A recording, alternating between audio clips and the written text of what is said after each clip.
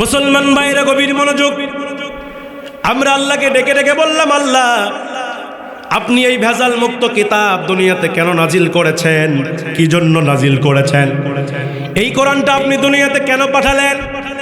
এই প্রশ্ন যখন আপনি আল্লাহর কোরআনকে করবেন, আল্লাহর কোরআন সঙ্গে সঙ্গে জানায় দেয়, কিতাবুন আনজালনাহু ইলাইকা লিতুখরিজান নাসা মিনাল যুলুমাতি ইলান নূর।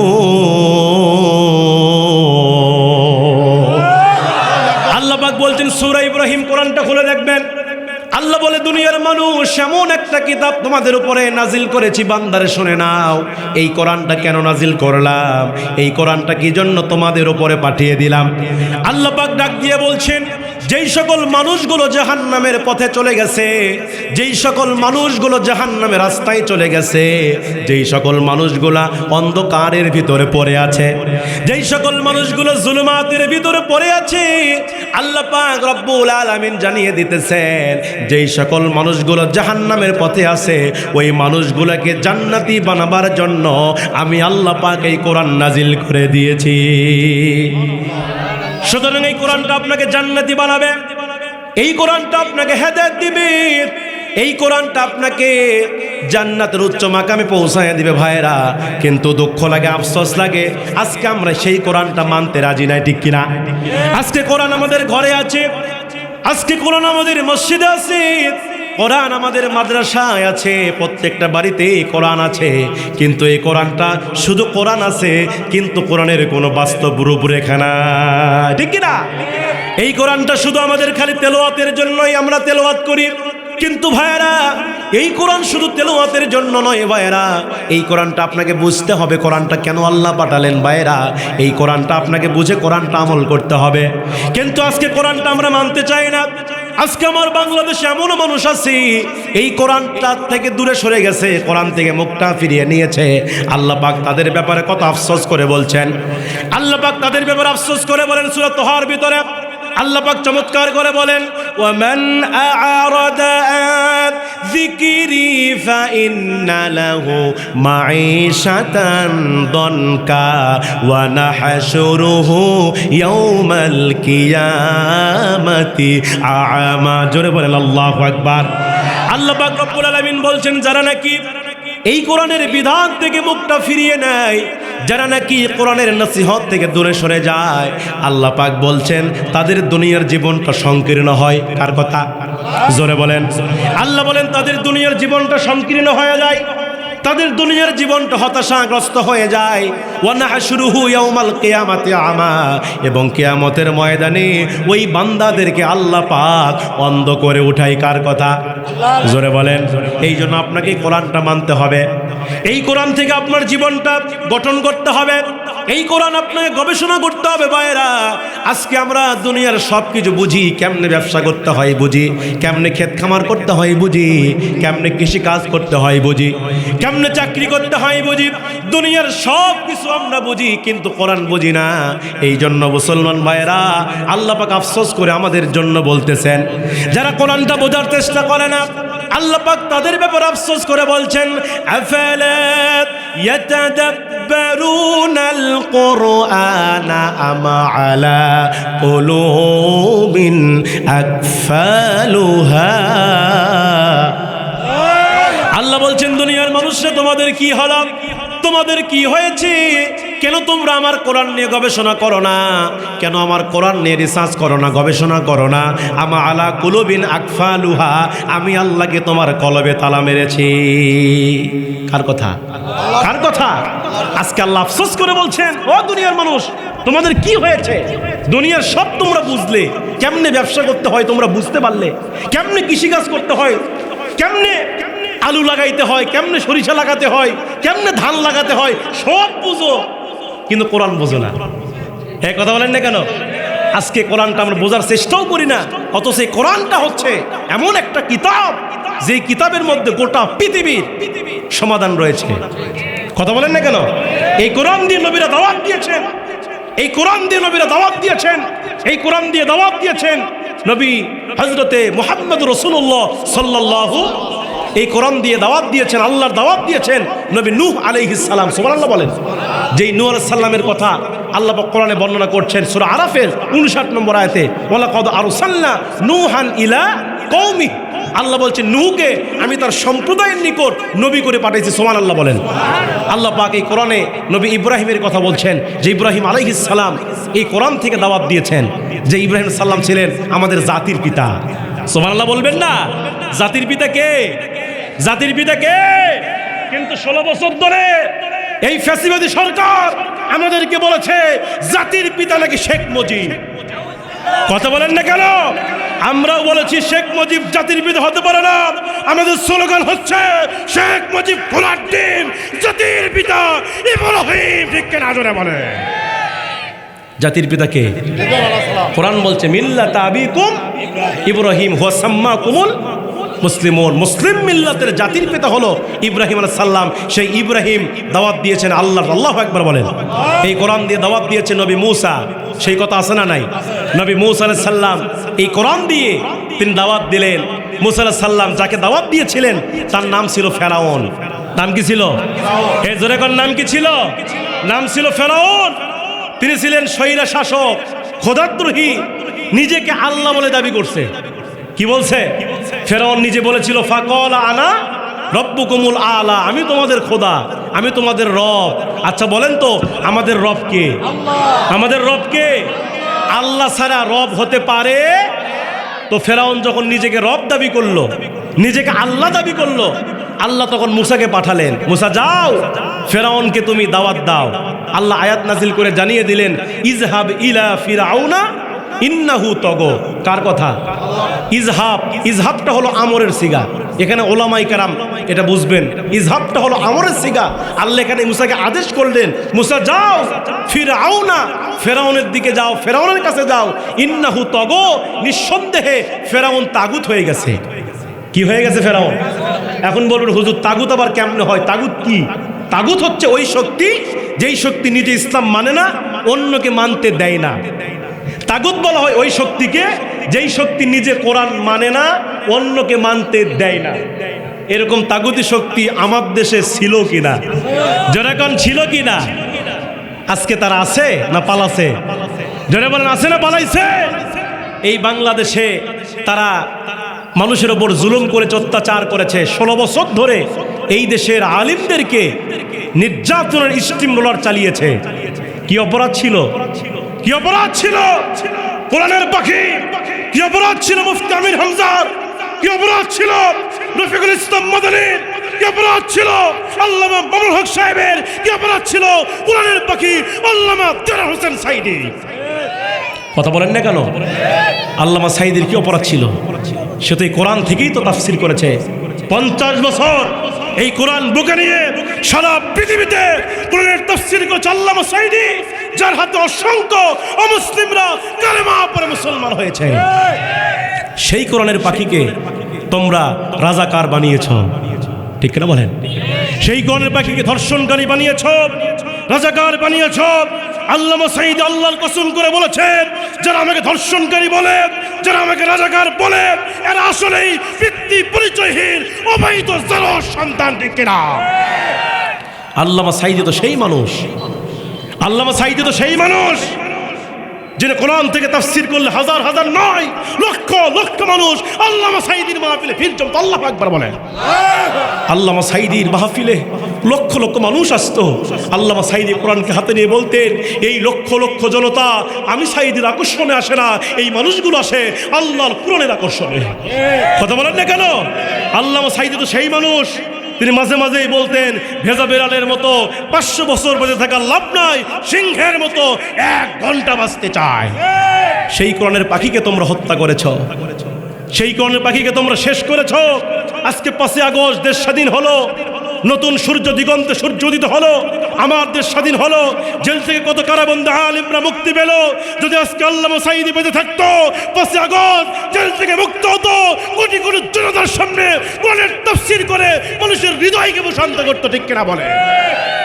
কিন্তু সেই মানুষটাকে তারা আর বাঁচতে দেয়নি, সেই মানুষটাকে বাঁচতে দেয়নি। কি অপরাধ ছিল? অপরাধ শুধু কোরআনের হক কথা বলা। ময়না পাখি খাঁচার মধ্যে বন্দি। কোথায় বন্দি? কোথায় বন্দি? ময়না পাখিকে প্রশ্ন করা হলো, ময়না পাখি তুমি খাঁচার মধ্যে বন্দি কেন? সব পাখি তো আকাশে উঠতেছে, আর তুমি কেন খাঁচার ভিতরে? ময়না পাখি তখন বলছে, আমার অপরাধ একটা। অপরাধ কয়টা? অপরাধ কয়টা? আমার অপরাধ একটা। বলে কি অপরাধ? ময়না পাখি বলছে, আমি শুধু কথা বলতে পারি। কি বলতে পারি? আল্লামা সাঈদীর কোনো অপরাধ ছিল না। আল্লামা সাঈদী শুধু হক কথা বলার কারণে আল্লামা সাঈদীকে 13 বছর জেলের মধ্যে বন্দি করে ইনজেকশন পুশ করে আল্লামা সাঈদীকে হত্যা করা হয়েছে। যারা আল্লামা সাঈদীকে হত্যা করেছ, টুডে অ্যান্ড টুমরো তোমাদের বিচার এই বাংলার জমিনেই হবে। কথা বলেন না কেন? যারা আল্লামা সাঈদীকে হত্যা করেছ, আল্লাহর কসম করে বলে তোমাদেরকে ছেড়ে দেওয়া হবে না, তোমাদের বিচার বাংলার জমিনেই হবে। আপনারা কি বিচার চান? তো হাত তুলে আল্লাহকে দেখাইয়া দেন।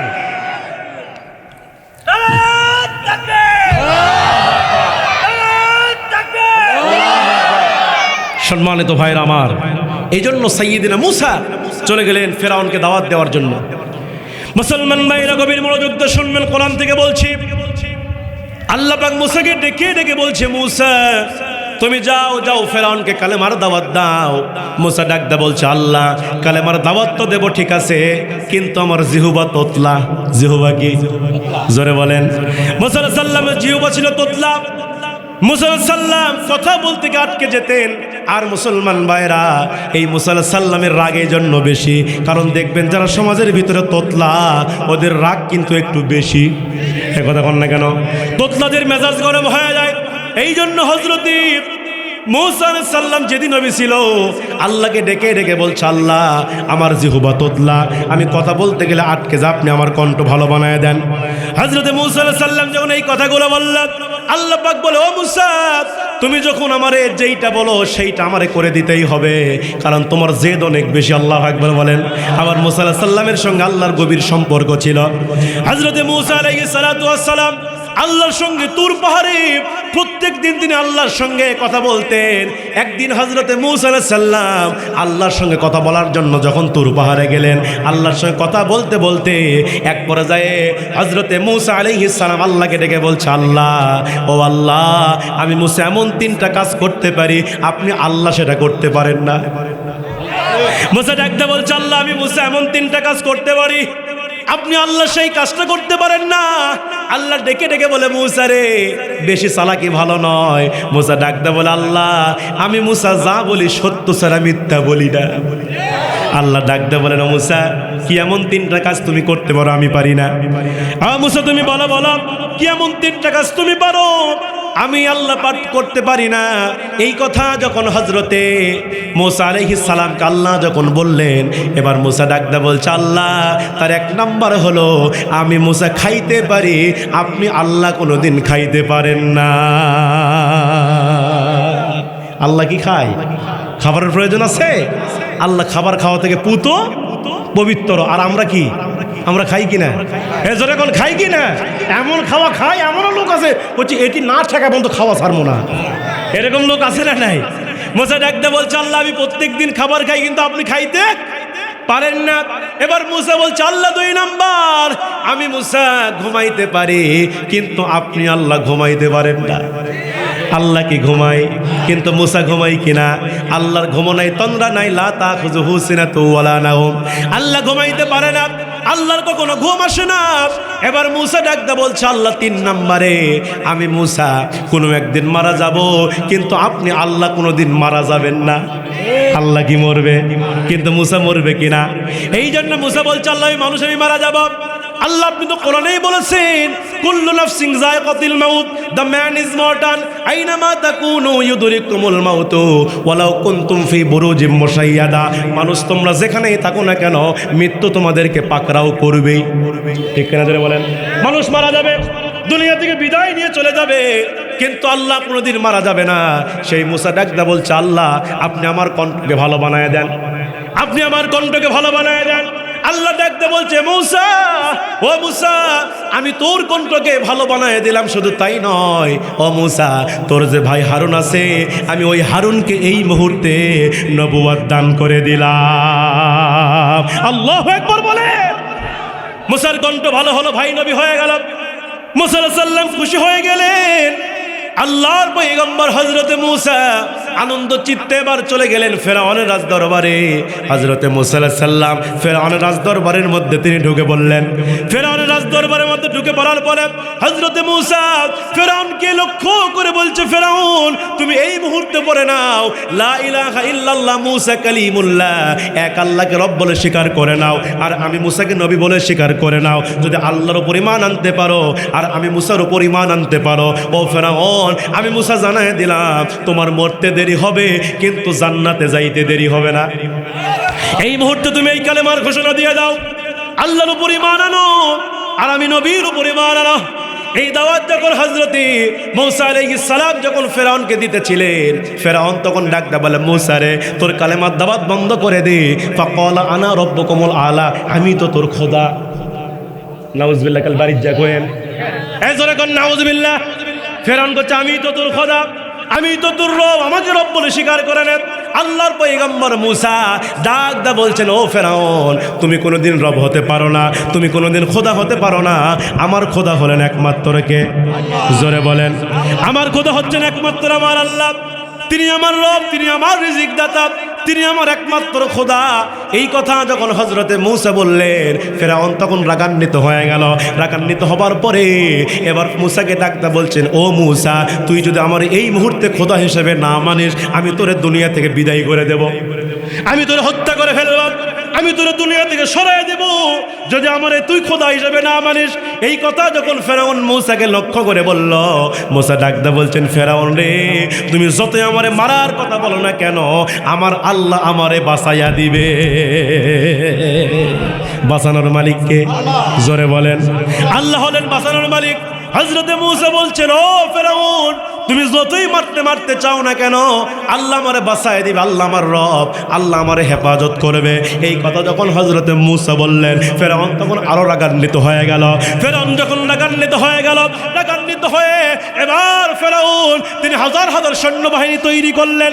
হাজার হাজার সৈন্যবাহিনী তৈরি করে আল্লাহর পয়গম্বর মূসাকে মারবে। আমার মুসলমান ভাইয়েরা, এই সৈন্যবাহিনী যখন তৈরি করা কমপ্লিট হয়ে গেছে, এমন সময় মূসা আলাইহিস সালাম তার উম্মতদেরকে এক জায়গায় করলেন। হযরতে মূসা নবীকে তারা মারবে, এমন সময় মূসা আলাইহিস সালাম তার উম্মতদেরকে নিয়ে তিনি দৌড় মারলেন। আল্লাহু আকবার বলেন। মূসা আলাইহিস সালাম উম্মতদেরকে নিয়ে দৌড় মারলেন। তাফসীর ইবনে কাসিরের মধ্যে এসেছে, মূসা আলাইহিস সালাম যখন উম্মতদেরকে নিয়ে দৌড় মারলেন, এমন সময় ফেরাউন বাহিনী মূসা নবীকে মারার জন্য তিন দিক দিয়ে আক্রমণ করল। মূসা আলাইহিস সালাম দৌড়ে গেলেন, ফেরাউন বাহিনী ডান দিক দিয়ে আক্রমণ করলো, বাম দিক দিয়ে আক্রমণ করলো, পিছন দিক দিয়ে আক্রমণ করলো, আর সামনে হলো মূসা নবীর সামনে লোহিত সাগর। এবার মূসা আলাইহিস সালাম তিনি লোহিত সাগরের সামনে গিয়ে ব্রেক হয়ে গেলেন। মূসা আলাইহিস সালাম সেখানেই থেমে গেলেন। মূসা আলাইহিস সালাম ডান দিকেও যেতে পারছে না, বাম দিকেও যেতে পারছে না, পিছন দিকেও যেতে পারছে না, আর সামনে হলো লোহিত সাগর। এমন অবস্থায় হযরতে মূসা নবীর উম্মত যারা ছিল, এই উম্মতেরা ডেকে ডেকে বলছে, ও আল্লাহর পয়গম্বর মূসা আজকে বুঝি আমরা ধরা পড়েই গেলাম, আজকে বুঝি আমরা ধরা পড়েই গেলাম, আজকে আমরা কোথায় পালাবো? যদি আমরা ডান দিকে যাই ফেরাউন বাহিনী ধরে ফেলবে, যদি আমরা বাম দিকে যাই ফেরাউন বাহিনী ধরে ফেলবে, যদি আমরা পিছন দিকে যাই ফেরাউন বাহিনী ধরে ফেলবে, আর সামনে হলো লোহিত সাগর, আজকে আমরা কোথায় পালাবো, কোন দিকে যাব? উম্মতেরা যখন এই কথা বলতেছে, এই কথাগুলো যখন নবী মূসাকে বলে আমরা বুঝি ধরা পড়েই গেলাম, এই কথা বলার সঙ্গে সঙ্গে আল্লাহর পয়গম্বর মূসা উম্মতদেরকে ডেকে ডেকে বলে, উম্মতেরা রে তোমরা টেনশন করো না, তোমরা চিন্তা করো না, হতাশ হয়ে যেও না, আমাদের সাথে আমাদের আল্লাহ রব্বুল আলামিন আছে। আল্লাহু আকবার বলে। আমাদের সাথে কে আছে? আল্লাহ। বান্দা বিপদে বললে সাহায্য করে কে? নবী ইব্রাহিম আলাইহিস সালাতু ওয়াস সালামকে আগুনের মধ্যে নিক্ষেপ করা হয়েছে। আমার মুসলমান ভাইরা, নবী ইব্রাহিম যখন আগুনের মধ্যে পড়ে গেল, এমন সময় ফেরেশতাকে বলছে, ইব্রাহিম, ও আল্লাহর পয়গম্বর ইব্রাহিম, আপনাকে আমরা সাহায্য করতে চাই, আমরা আপনার সাহায্য করে হতে চাই। এই কথা যখন আগুনকে, এই কথা যখন ফেরেশতা ইব্রাহিম নবীকে বলল, ইব্রাহিম ডেকে ডেকে বলতেছে, ও আল্লাহর ফেরেশতা, আমি তোমাদের কাছে সাহায্য চাইব না, যে আল্লাহর দাওয়াত দিতে গিয়া আজকে আগুনের মধ্যে নিক্ষিপ্ত হয়েছি, ওই আল্লাহ কি আমারে দেখে না? আল্লাহু আকবার। ও ফেরেশতা, যে আল্লাহর দাওয়াত দিতে গিয়া আজকে আমি আগুনের মধ্যে নিক্ষিপ্ত হয়েছি, ওই আল্লাহ কি আমাকে দেখে না? আমাকে দেখে না? তখন হযরতে ইব্রাহিম সালাম এই কথা বললেন। আল্লাহ রাব্বুল আলামিন সঙ্গে সঙ্গে আসমান থেকে আয়াত নাজিল করে আগুনকে লক্ষ্য করে জানিয়ে দিলেন, কুলনা ইয়া নারু কুনি বারদাও ওয়া সালামুন আলা। আল্লাহ পাক বলছে, হে আগুন, তুমি ইব্রাহিমের জন্য শান্তিদায়ক হয়ে যাও। আচ্ছা বলেন তো, ওই আগুনের মধ্যে ইব্রাহিমকে বাঁচাইছে কে? জোরে কোন বাঁচাইছে কে? ইব্রাহিম সাল্লাম বলছেন, আমার এই জীবদ্দশায় আমি যতদিন পর্যন্ত দুনিয়াতে বেঁচে ছিলাম সবচাইতে শান্তিতে ছিলাম যখন আমি নমরুদের অগ্নিকুণ্ডের মধ্যে ছিলাম। সুবহানাল্লাহ বলবেন না? তাহলে আল্লাহ ইচ্ছা করলে আগুনের মধ্যেও বাঁচাইতে। নবী ইউনূস আলাইহিস সালামের জীবনী পড়ে দেখেন, ইউনূস আলাইহিস সালামকে যখন নৌকা থেকে ফেলে দেওয়া হলো, এই ইউনূস আলাইহিস সালামকে মাছ গিলে ফেললো। কে গিলে ফেললো? মাছ গিলে ফেললো। ওই মাছকে আরেকটা মাছ গিলে ফেললো। দুই মাছের পেটের মধ্যে নবী হযরত ইউনূস আলাইহিস সালাম তিনি যখন মাছের পেটে গেলেন তখন সাহায্য চাইছি কার কাছে? কার কাছে? তিনি তখন বললেন, লা ইলাহা ইল্লা আনতা সুবহানাকা ইন্নী কুনতু মিনাজ সাল্লাম। নবী ইউনূস আলাইহিস সালাম আল্লাহর কাছে সাহায্য প্রার্থনা করলেন। আল্লাহ পাক বলছেন, আমি ইউনূসকে ওই 40 দিন পর্যন্ত মাছের পেটে হেফাজত করেছি। এই জন্য বান্দা বিপদে পড়লে সাহায্য চাইবে কার কাছে? কার কাছে? সন্তান না হলে চাইবেন কার কাছে? না মাজারে? কথা কন না কে? এমনও স্বামী আছে, এমনও পুরুষ আছে, ওর সোল হয় না, চলে গেছে পীরের মাজারে। আছে না নাই? আচ্ছা বলেন তো, মাজার আপনাকে সোল দিবে না আল্লাহ সোল দিবে? কে দিবে? আমার বাংলাদেশে ভণ্ডদের মাজার আছে না নাই? জোরে কোন আছে না নাই? ভণ্ড আছে না নাই? হক্কানি পীরও আছে, ভণ্ড আছে না নাই? যেই জিনিস যত ভালো ওই জিনিসের নকল তত বেশি। কথা কন না কে? ওই চকচক করে ওটা কি কয়? জোরে কোন কি কয়? সোনা। সোনার নকল কি? জোরে কোন? ইমিটেশন আছে না? হ্যাঁ, সিটি গোল্ড আছে না? ওই যে নকল, দেখতে কিন্তু সোনার মতনই, মানে সোনার চেয়েও চকচক করিতে।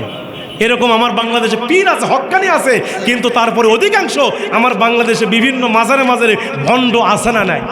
জোরে কোন আছে না নাই? এমন বাবা নাম কি? চট বাবা। কি বাবা? চট বাবা, সালা বাবা, দড়ি বাবা, বোতাম বাবা, তালা বাবা, আবার কোথায় ল্যাংটা বাবা। কথা কন না আপনারা? হয়তো বগুড়াতে নাই, কুষ্টিয়া গিয়ে দেখেন লালন শাহ মাজারের আশেপাশে কত ল্যাংটা পড়ে আছে। কথা কন না কেন আপনারা? কুষ্টিয়াতে গিয়ে দেখি একটা পুরোটাই ল্যাংটা। ওর আবার মুড়িদও আছে। কি আছে? জোরে কন না কে? মুড়িদও আছে। আমার বাবা ল্যাংটা বাবা, ক্যাঙ্কারে শত দেখি তো, গিয়ে দেখি ওর আগা গোড়া খালি সফান সফান, কিচ্ছু নেই, একটা পোশাকের শরীরের মধ্যে সব দেখা যাচ্ছে। বলা হলো নাউজুবিল্লাহ। হুজুর নাউজুবিল্লাহ কে? যে মাল দেখাছো নাউজুবিল্লাহ না কা সুবহানাল্লাহ কর সুযোগ আছে। কথা কন না কে? হুজুর নাউজুবিল্লাহ কইেন না। আমার বাবা ল্যাংটা হলে কি হবে? বাবার মধ্যে মাল আছে। কি আছে? আমি বললাম, যা মাল সব দেখাই যাচ্ছে, নতুন মাল বের কর। কথা কন না কে? এরকম ভণ্ড আছে না না?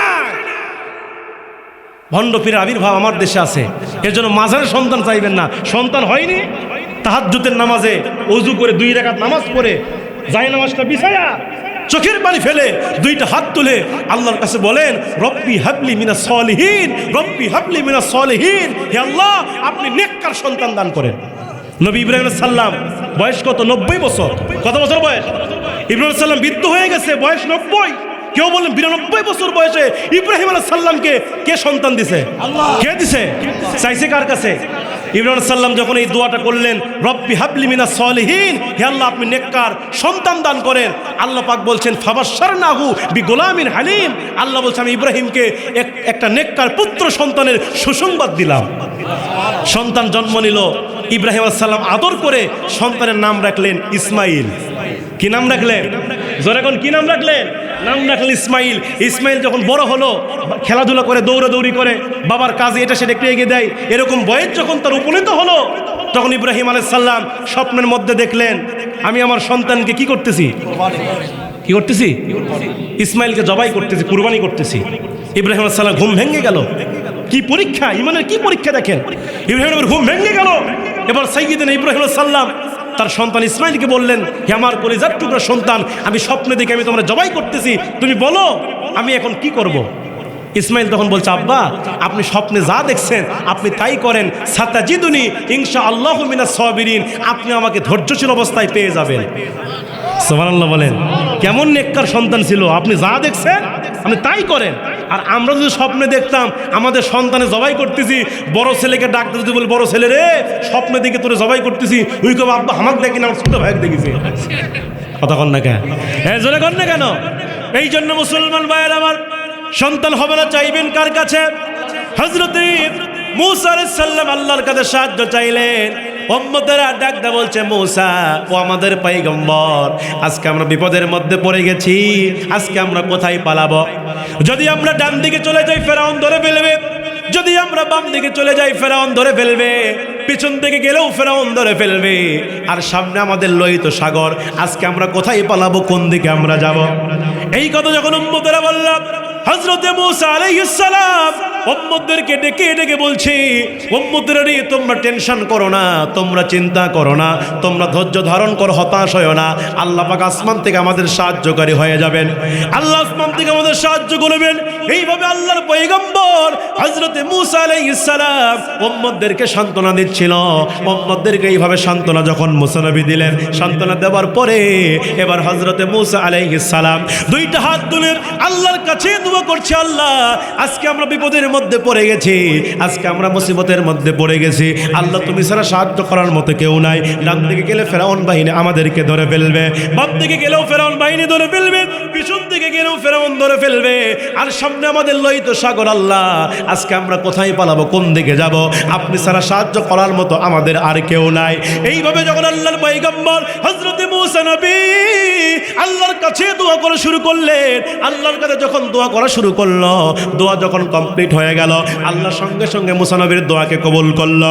আল্লাহ মূসা নবীর দোয়াকে কবুল করে তাফসীর ইবনে কাসিরের মধ্যে এসেছে, আল্লাহ পাক সঙ্গে সঙ্গে হযরত মূসাকে লক্ষ্য করে জানায় দিলেন, ও মূসা তোর হাতের মধ্যে এটা কি দেখা যায়? আল্লাহর পয়গম্বর মূসা ডাক দিয়ে বলে, আল্লাহ আমার হাতের মধ্যে আছে হলো আসা।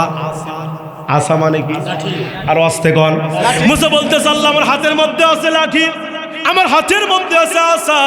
এই কথা যখন হযরত মূসা বললেন, আল্লাহর সঙ্গে সঙ্গে ডাকদা বলে, মূসা রে তোর হাতের মধ্যে যে লাঠি আছে, এই লাঠি দিয়ে তুই কি করিস? সুবহানাল্লাহ কর। মূসা তুই লাঠি দিয়ে কি করিস? এই প্রশ্ন যখন আল্লাহ মূসাকে করলেন, এই লাঠি দিয়ে তুই কি করিস, এই প্রশ্ন করার সঙ্গে সঙ্গে আল্লাহর পয়গম্বর মূসা আল্লাহকে ডেকে ডেকে বলছে, আল্লাহ এই লাঠি দিয়ে আমি মূসা দুইটা কাজ করি। কয়টা? জোরে বলেন। মূসা বলে, আল্লাহ লাঠি দিয়ে দুইটা কাজ করি।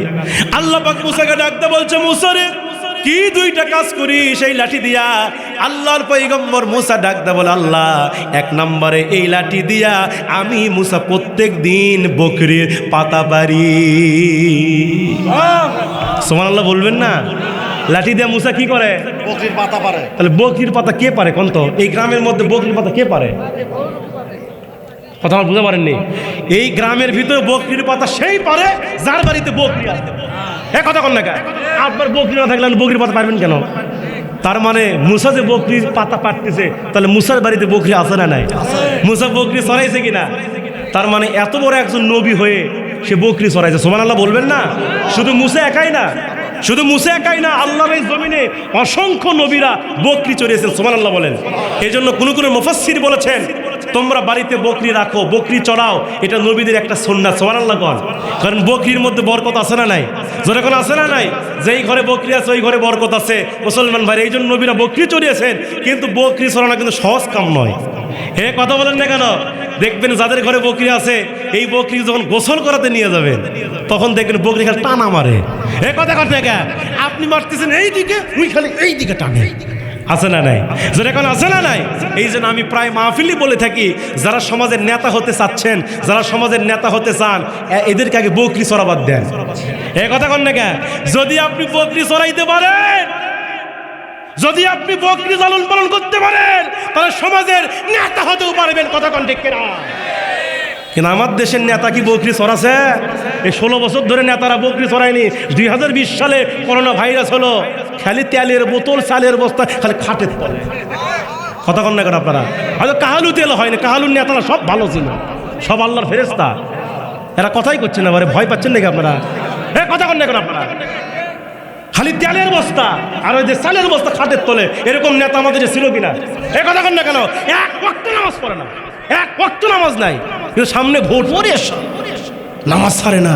নামাজ জীবনে তুই নামাজ পড়িস 4 বছর, আর ভোটের আগে তোর নামাজ, এরকম আছে না নাই? জীবনে নেতার মাথায় টুপি নাই, কিন্তু সামনে ভোট, নেতা মাথার মধ্যে কি লাগায়?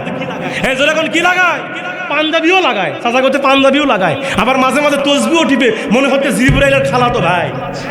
কথা বলেন কেন? এই সকল পাতি নেতা আমাদের এই দেশকে শোষণ করেছে, এই দেশে কিচ্ছু রাখে নাই, প্রত্যেকটা জায়গায় দুর্নীতি করছে। কথা বলেন না কেন? আমার এই দেশকে নষ্ট করে থুয়ে চলে গেছে। এই জন্য এই দেশকে আমরা কোরআন দিয়ে সাজাতে চাই। কথা বলেন ঠিক কিনা? এই দেশকে আমরা রক্ষা করতে চাই। এই দেশের এই নেতাগুলোরা এই দেশের মধ্যে দুর্নীতি করে, ঘুষ খেয়ে, সুদ খেয়ে, এরপরে টেন্ডারবাজি করে আমার এই দেশকে শোষণে পরিণত করেছে। কথা বলেন ঠিক কিনা? কি করে নাই? আর আপনি বলেন কি করে নাই? এই যে কোন মাহফিল করতেছেন, মাহফিল আপনি করবেনই, আবার থানার যে অনুমতি লওয়া লাগে। কথা বলেন না কেন? কোরআনের মাহফিল করব, আল্লাহর কথা বলবো, আল্লাহর বান্দা আল্লাহর কথা বলবে, তার জন্য বলে দুনিয়ার নেতার কাছে অনুমতি লাগে। কথা বলেন না কেন? আবার অনেক মাহফিল অনুমতি দিলেও যদি বক্তা একটু হক কথা বলে, বক্তার সামনে থেকে এই মাইক কাটা লাগে। কথা বলেন না কেন? এমনও নজির আমার বাংলাদেশে 16 বছর ধরে আমরা দেখেছি, কোরআনের মাহফিলে 144 ধারা পর্যন্ত জারি করেছে। কথা কোন ঠিক কিনা? এই বগুড়া জেলায়, এই বগুড়ার জমিনে অনেক তাফসীর মাহফিল বন্ধ করেছে এই শহীদার। কথা বলেন ঠিক কিনা? আল্লামা সাঈদীর গায়েবী জানাজায় থেকে অনেক আলেমদেরকে অ্যারেস্ট করে তারা নির্যাতন করেছে। ঠিক কিনা জোরে বলে?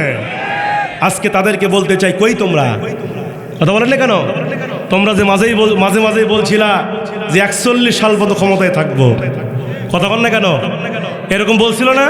মাঝে মাঝে বলে 41 সাল, আল্লাহ বলে বেশি বাহাদুরি করিস না, 41 কে 2024 সালে তোর ব্যাটারি ফিউজ হয়ে যাবে। কথা বলেন না কেন?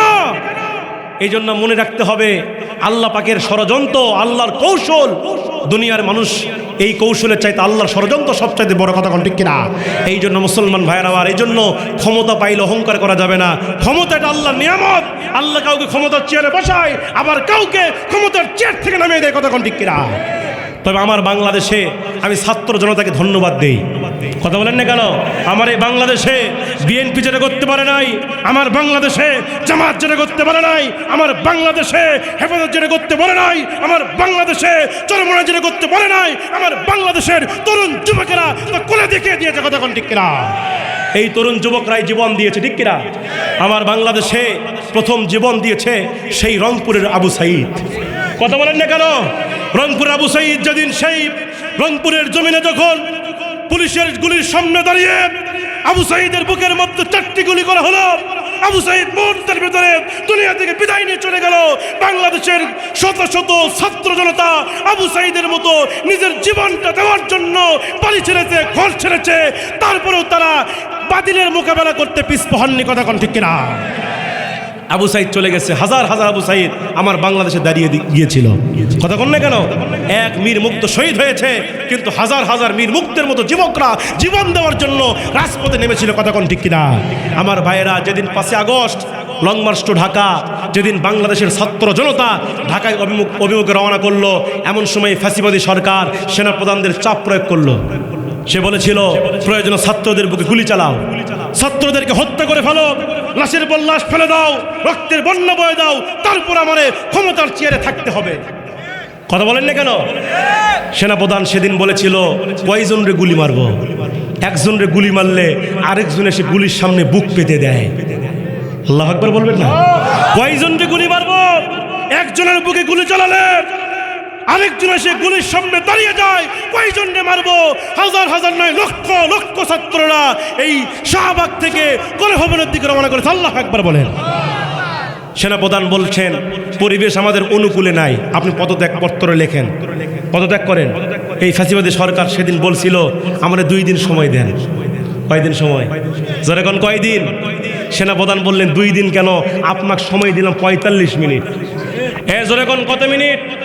আপনাকে সময় দিলাম 45 মিনিট। ওই শাহবাগ থেকে গণভবনে ছাত্র জনতা আসতে মাত্র লাগে 45 মিনিট। যদি এর ভিতরে দেশ ছাড়তে পারেন, আপনার জীবনটা কোনো রকমে বাঁচবে। যদি এর ভিতরে দেশ ছাড়তে না পারেন, আপনার হাড্ডি পর্যন্ত খুঁজে পাওয়া যাবে না। কথা বলেন না কেন?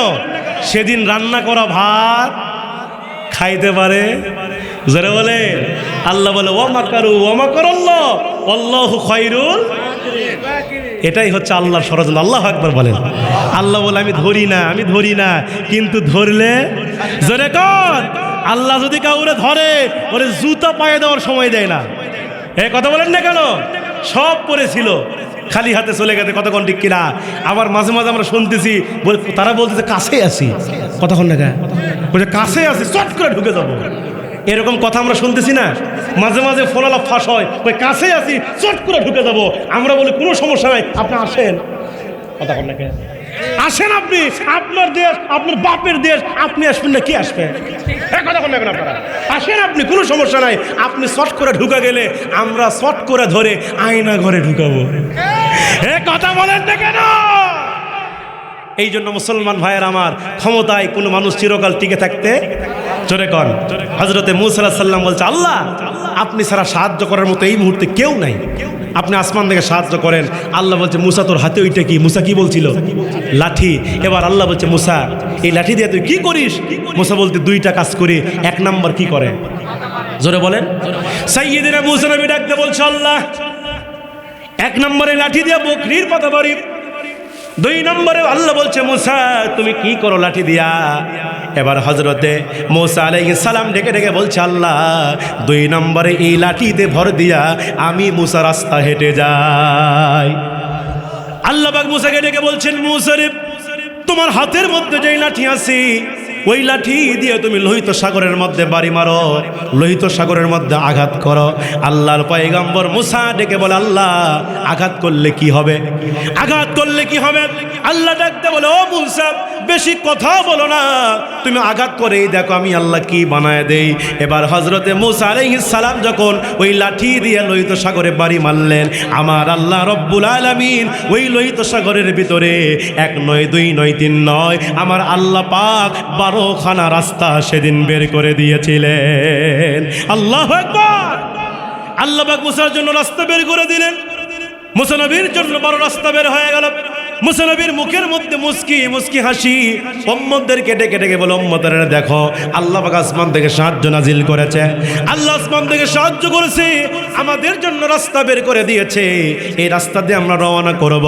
আল্লাহর পয়গম্বর মূসা যখন এই কথা বলল উম্মতদেরকে নিয়ে আল্লাহর পয়গম্বর মূসা এবার ওই রাস্তা দিয়ে রওনা করা শুরু করলো।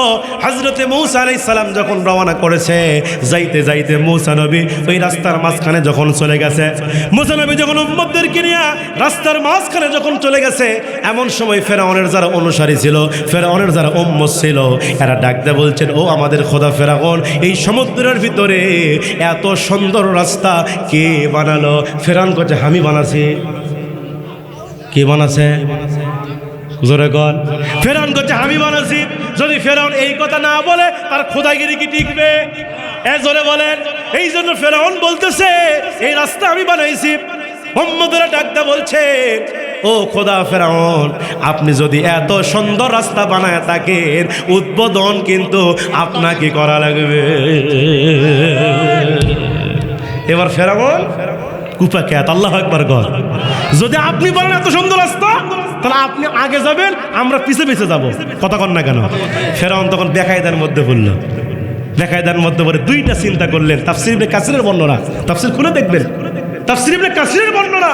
এবার ফেরাউন তিনি মনে মনে দুইটা চিন্তা করলেন। এক নম্বর চিন্তা করলেন যদি আমি এই লোহিত সাগর রাস্তাতে হেঁটে যাই আর মাঝখানে গিয়া যদি দুই ধারের পানি যদি এক জায়গায় হয় তাহলে আমি ফেরাউন তো শেষ। কথা কন না কে? আর দুই নম্বর চিন্তা করলো যদি এই রাস্তা দিয়ে না হাঁটি, এই মুহূর্তে যদি এই রাস্তা দিয়ে আমি না যাই তাহলে আমার কেউ খোদা হিসেবে মানবে না, আমার ক্ষমতার চেয়ার থাকবে না, আগে চেয়ার বসায়। কথা কন না কে? কথা বলেন না কেন? আগে চেয়ার বসায়, পরে যা হয় হোক। ক্ষমতার চেয়ার টিকিয়ে রাখার জন্য ফেরাউন তিনি সেই লোহিত সাগর রাস্তা দিয়ে জীবনের ঝুঁকি নিয়ে রিস্ক নিয়ে তিনি এবার সেই রাস্তা দিয়ে রওনা করা শুরু করলো।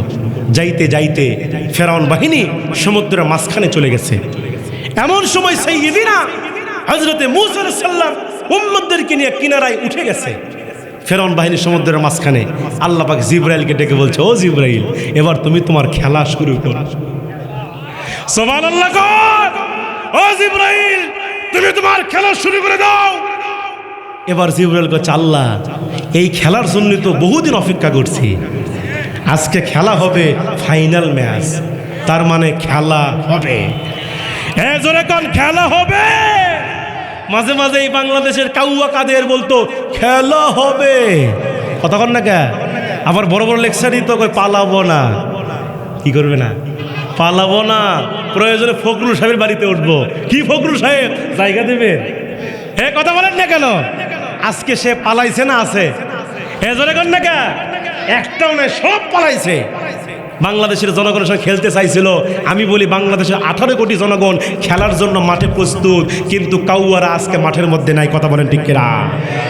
এবার ফেরাউন লোহিত সাগরের মাঝখানে যখন জিবরাইল এবার দুই ধারের পানি দিয়ে সাঁটা মারে, ফেরাউনের নাকের মধ্যে পানি, মুখের মধ্যে পানি। যখন পানি খায়, ইঁদুরের মতো চুবানি খায়, তখন ফেরাউন করছে আল্লাহ আমি আপনার উপরে ঈমান আল্লাহ। আল্লাহ বলে আল আন, এখন ঠেলার না, ঠেলার না। বাংলাদেশের নাস্তিকরা আল্লাহকে গালি দিয়েছে। বাংলাদেশের নাস্তিকরা বলেছে আনসিন ইজ নাথিং, যা দেখি না তা বিশ্বাস করি না, দেয়ার ইজ নো গড, আল্লাহ বলতে কিছুই নাই। এমন নাস্তিক ছিল কিনা? বাংলাদেশের একজন পতিতা যাকে বলা যায় তসলিমা নাসরিন, কথা বলেন না কেন? এই তসলিমা নাসরিন পর্দার বিরুদ্ধে কথা বলেছে। এই তসলিমা নাসরিন কোরআনের আয়াতের বিরুদ্ধে কথা বলেছে। এই পর্দার বিরুদ্ধে কথা বলার কারণে বাংলাদেশের তৌহিদের জনতা এমন আন্দোলন গড়ে তুলেছিল। এই তসলিমা নাসরিন পর্দা করে বুরকা পরে বাংলা ছেড়ে ভারতে পালাতে বাধ্য হয়েছে। ঠিক কেনা চলে বলে। সুতরাং বাংলাদেশের নাস্তিকরা আজানকে গালি দিয়েছে, কোরআনকে গালি দিয়েছে, কিন্তু আল্লাহকে ছেড়ে দিছে। যখন ছেড়ে দিছে, এই জন্য মুসলমান ভাইয়ের আমার, যখনই এই মুসলমান ঐক্যবদ্ধ হয়েছে তখনই জালিমরা পালাতে বাধ্য হয়েছে। কথা বলেন না কেন? আমরা মুসলমান যতদিন পর্যন্ত ঐক্যবদ্ধ হতে না পারবো, ততদিন মুসলমান একই কাতারে দাঁড়িয়ে থাকতে না পারবো, ততদিন পর্যন্ত এই বাংলাদেশে কোরআনের হুকুমত প্রতিষ্ঠা হবে না। কথা বলেন ঠিক কিনা? আজকে আমি আলিমদেরকে বলতে চাই, আজকে বাংলাদেশে আলিমদের মধ্যে মিল নেই। এ কথা বলেন না কেন? যদি খারাপ টুপি হয় কোচে এটা আলিয়ার হুজুর, এক সালামি দেওয়া যাবে না। কথা কন না কেন? আবার যদি পাস করলে হয় কোথায় কওমির হুজুর, এক সালামি দেওয়া যাবে না। এরকম আছে না নাই? যখন আছে না নাই? আবার কিছু হুজুর আছে এরা ওই বাতিলদের দালালি করে, আছে না নাই? আমার বাংলাদেশ 16 বছর ধরে উলামায়ে সু যারা হকের পক্ষে কথা বলে নাই, এই সকল আলেমরা ওই স্বৈরাচারকে জান্নাতের সার্টিফিকেট পর্যন্ত দিছে। কথা বলেন না কেন? এই জন্য আমি বলি, আপনি একজন আলেম, আপনাকে হক কথা বলতে হবে। আপনার শরীরে এক ফোঁটা রক্ত থাকা অবস্থায় হকের আওয়াজ বন্ধ করা যাবে না।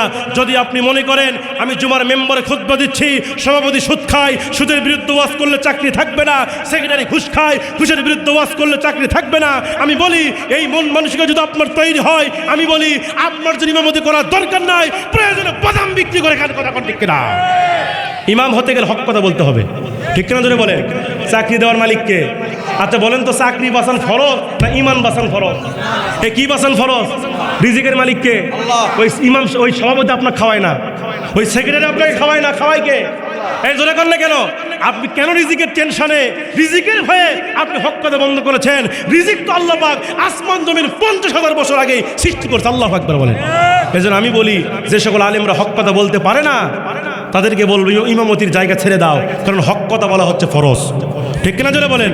কি হবে বেঁচে থেকে, কি হবে বেঁচে থেকে অযথা বিদ্যা শিখে যদি না গড়তে পারো শোষণবিহীন সমাজটাকে?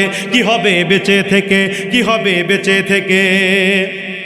কি হবে ছাত্র সেজে চুমু খেয়ে সনদ খানা যদি হয় বিদ্যালয়টা পতিতাদের আড্ডাখানা?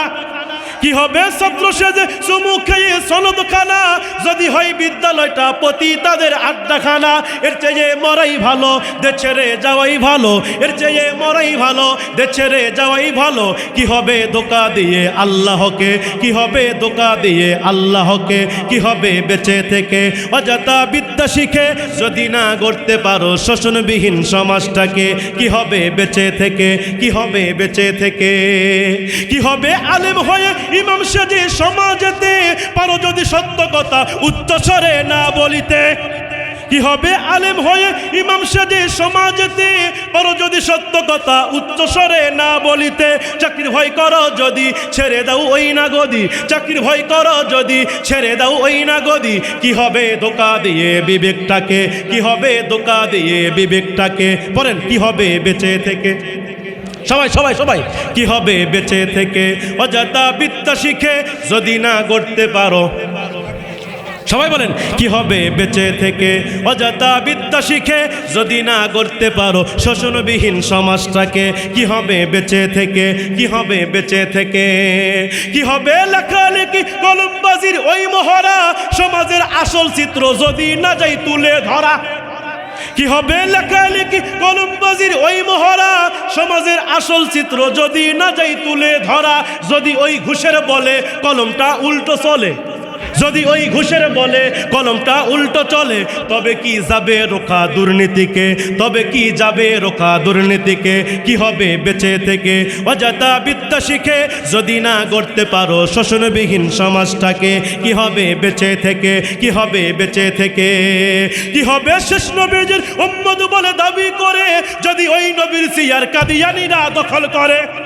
কি হবে শেষ নবীর উম্মত বলে দাবি করে যদি ওই নবীর চেয়ার কাদিয়ানীরা দখল করে কাফনের কাপড় মাথায় ময়দানে আই ছুটে আয় কাফনের কাপড় মাথায় ময়দানে আই ছুটে আয় বিলিয়ে দে না তোদের জীবনটাকে বিলিয়ে দে না তোদের জীবনটাকে কি হবে বেঁচে থেকে অযথা বিদ্যা শিখে যদি না গড়তে পারো শোষণবিহীন সমাজটাকে যদি না গড়তে পারো শোষণবিহীন সমাজটাকে কি হবে বেঁচে থেকে কি হবে বেঁচে থেকে কি হবে বেঁচে থেকে